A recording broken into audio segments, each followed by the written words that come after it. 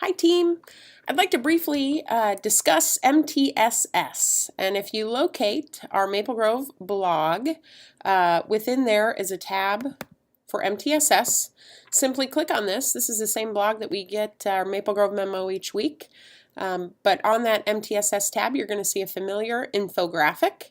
I'd encourage you to kind of reference that again as you refresh your memory regarding the MTSS process here at Maple Grove. In addition to the infographic, there are several other resources available, including the student profiles, which really help you diagnose and target specific areas of focus for students. You can use this for behavior, you can use this for other academic areas. There's one specifically for ELA just because it's so grand. And of course you'll see the quick phonics screener that's made available there, as well as an AEA problem solving referral document. We're planning on incorporating FBA information there. Our counseling department is working on that to ensure that we have resources available there to support social skills and also behavior skills of our students in need. But what we're going to focus on today is the progress monitoring template, which you'll find here.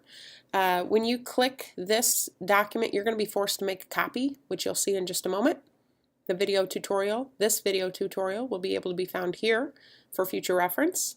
And then just a note for you when thinking about progress monitoring and creating that baseline, it's important to remember, based on the feedback that we received from our special ed department here at Maple Grove, general rule of thumb is to collect a minimum of 3 data points for an academic area and 5 data points for targeting behavior. And again, that's minimum. You can certainly do more.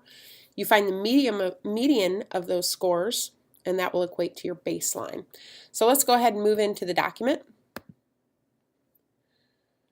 Again, I'm forced to make a copy. This is by design. We're going to make a copy, and you'll be able to see that I'm going to go ahead and rename that document according to my teacher name, because there's several students here that I'm going to be able to progress monitor. You can always add more if needed. So I'm going to change that to Tierney Progress Monitoring. Just kind of providing an overview of this document, one of the things you're going to want to pay attention to are the directions down here at the bottom right. Excuse me. Entered scores. Anything entered on this left-hand side is going to automatically graph in the graph that's located here and currently empty. You can use the tabs at the bottom to switch between data pages, of course, like I mentioned. You can rename the tabs, and it tells you how to do that. You can, one important piece that you're going to have to make sure you reference is the goal line. In order to get that to show correctly, you're going to enter the baseline at the top and also the goal data as well. Keep in mind that blank cells are not graphed, only those entered as a 0 are graphed as a 0 point on the graph. So if you have a 0 data point, make sure you put that in. To print and to make a copy of the graph, you can do that by following those directions there as well. So that's available for you. Just kind of starting and looking into this document, keep in mind that we're going to kind of use an example here. Typically, you're not going to have phase 2, phase 3 information entered right away. You're going to modify that by writing that as you go through each of the phases or as you make changes. Anytime you start a new phase, that's based on a change that you've made within the intervention. The goal for this particular child who lacks self-control and is disruptive to students' learning in the classroom, the goal is to have this little one, Cindy, maintain self-regulation and self-control. All right. We're going to begin with the WINGS program for this little one as our intervention to support her. And so we've gotten that started, and basically what we're going to do is enter some arbitrary dates. And I'm going to go ahead and just in interest of time, copy some for us and plug those in here. And certainly you'd go ahead and you'd enter kind of the weeks that are forthcoming so that you can enter the data appropriately. The baseline information, okay, once you enter that baseline information, you're going to go ahead and input what you find as a baseline based on the information that I gave you previously. So academically, you're going to find at least a minimum of 3 data points. Behavior data, you're going to find a minimum of 5, and you're going to find the median of that, and that becomes your baseline.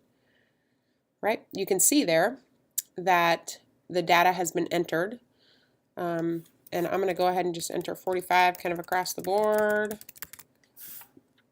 and not 545, of course. We'll just do this. We're going to copy it. We're going to continue to enter that all the way down there. So my baseline doesn't change, obviously. That's kind of where we're starting with Cindy here at this point. So for the goal line, you're going to put in a minimum of 45%. Remember, you need to have your baseline entered first. And then we want our goal to be somewhere, let's say for Cindy, success for her would be maintaining self-regulation and self-control at least 80% of the time. So now you can see our goal line that we have, or our aim line, let's say. And then phase 1. Remember phase 1, we started with the wings intervention solely for this little one. So she's checking in with an adult outside of her classroom at the beginning of the day, end of the day. We also have some sort of social story that we're incorporating maybe at that point. And we're doing the check-in, check-out as prescribed by our wings program. And as we begin to enter that data, you're going to be able to see the information here. The first day, let's say, was really successful. We actually had an 89% day. So you can see that entered there. Next day, we didn't do as well, but we did okay, 68%. We continue to enter just, again, some arbitrary data for us as we move forward. And keeping in mind, you want to develop that 4-point data decision-making rule. And so if you've got 4 points of data, either below or above this aim line, you're going to want to make a decision. You can see that there's a trend line that's been entered here. To eliminate that trend line, you're simply going to click on one of the data points, and you can see that the trend line's entered already. I don't want that trend line there right now. Too many lines for me, so I'm just going to eliminate that by clicking there. You can see that we've got 1, 2, 3, 4, 5 data points above the baseline. So we're doing really well. Because of time and because this is working for me and because Cindy seems to be doing a better job and she's not disrupting the learning of the other students in the classroom, I'm going to kind of maintain what we're doing at this point. Now let's say we go back to this and we still have that 89% day, but then we have a 42% day, we have a 33% day, we have a 34% day, we have a 32% day again. You can see there that you've got 4 data points below this pink goal line. That's when you need to ask yourself and maybe take it to your PLC and say, hey, I've got MTSS, it's not working. You know, this is what we're doing currently. Do you guys have any other suggestions at this point? They may say, gosh, you know, it's only been 4 data points. Remember, you need to have a minimum of 7 before you make any sort of change. So keep going with this. Let's have at least 7 data points and let's see how we're doing. So we keep going. We're going to keep moving forward, and we're not doing well at all. There are my 7 data points, and things just aren't going well. So we need to make a change. So that's when we go over to phase 2. So assuming I'm just going to phase 2, this is when I'd start to type in this document here on this side and make a quick note in that I modified the check-in, check-out sheet to include hourly check-in, check-outs as opposed to full couple-hour increments. And then we also included a non-contingent break because what we found is that Cindy just needs a break. She is struggling, and we need to give her non-contingent breaks. Disregarding any sort of behavior, she automatically gets a break at certain times throughout the day. Let's see how that does. So we come back here, we look at the data, and we're at, again, 67, 42. Oh, we're at 35. We're at 34. We're at 40. Again, below the aim line, below that green goal line. So we're not doing well. The trend line has been entered again. I don't want that in this particular situation, so I'm going to click on that. I'm going to go none. But again, if you want to add it back in, you can certainly experiment with these, and you can add a linear trend line again. But I'm going to leave it out for right now. Again, we're at 4. We are not doing well. The wheels are falling off for this little one. I'm just not feeling very good about it. I'm going to go back to my PLC. I'm going to say, hey, here's my data. This is what we have currently. This is kind of what I'd like to talk to the team about. And what you're going to do is you're going to then move to phase 3. Your PLC suggested that you change your incentive. and also allow Cindy to earn iPad time because she loves iPads. And then you're also at that point where you're going to talk about this at-risk kiddo with Jen Allen a little bit further, and Jen Allen agrees, gosh, I'm going to start working with her individually now instead of small group and see if that makes a difference. So you start that process, you start entering phase 3. And as you move forward, she has a really great day. She has another really good day. She has a decent day. Gosh, she has an amazing day. Jen Allen is an amazing lifesaver here. She's doing really well. Things are going awesome. We're now at 4 points above that aim line. At that point, you may want to have another conversation about whether or not this is working. Obviously it is, and do we keep doing what we're doing?